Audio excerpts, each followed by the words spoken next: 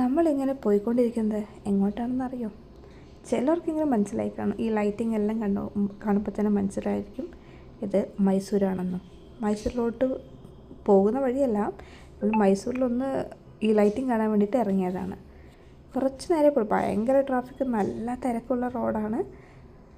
Lighting കണ്ടുകൊണ്ട് ഇങ്ങനെ പോവുക.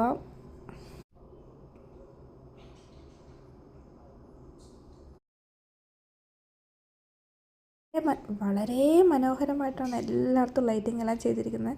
ഭയങ്കര തിരക്കാണ്. ഇത് നമ്മൾ മൈസൂർ സിറ്റിയിൽ നിന്ന്, മൈസൂർ പാലസിൽ നിന്നും ചാമുണ്ഡി ഹിൽസിലോട്ട് പോകുന്ന റോഡാണ്. നല്ല ട്രാഫിക്, കാരണം ഏതൊക്കെ റോഡുകൾ തിരിച്ചും ഒക്കെയാണ് പോകുന്നത്, ഏതാ വഴിയെന്ന് കറക്റ്റ് അറിയില്ല.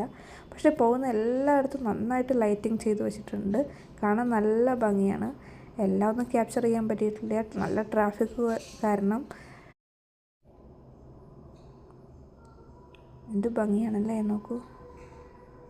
നമ്മളവിടെയുള്ള ഒരാളോട് ചോദിച്ചു, ഇത് എപ്പോൾ തുടങ്ങി, ഇതിൻ്റെ പ്രിപ്പറേഷനുള്ള ഈ ലൈറ്റിങ്ങൊക്കെ എപ്പോഴാണ് തുടങ്ങിയെന്ന് ചോദിച്ചപ്പോൾ ഒരു മാസം മുമ്പേ 1 മാസം മുമ്പേ തുടങ്ങിയിട്ടുണ്ടെന്നാണ് അയാൾ പറയുന്നത്.